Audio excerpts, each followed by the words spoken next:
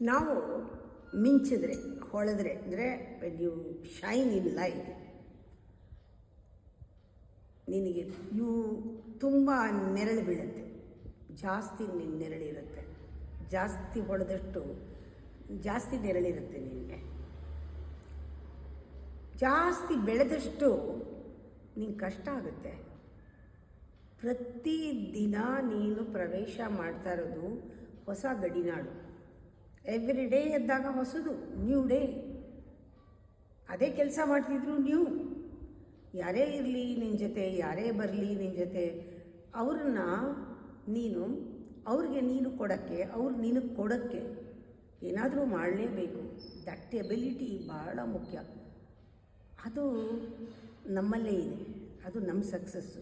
ನಾವು ಎಷ್ಟು ಕೊಡ್ತೀವಿ ಅವರಿಂದ ಎಷ್ಟು ಕೊಡೋಕ್ಕೆ, we allow them to give. ಅದು ನಮ್ಮ ಕೇಪಬಿಲಿಟಿ. ನಮ್ಮ ಜೊತೆ ಇರೋಕ್ಕೆ we should help them to help us.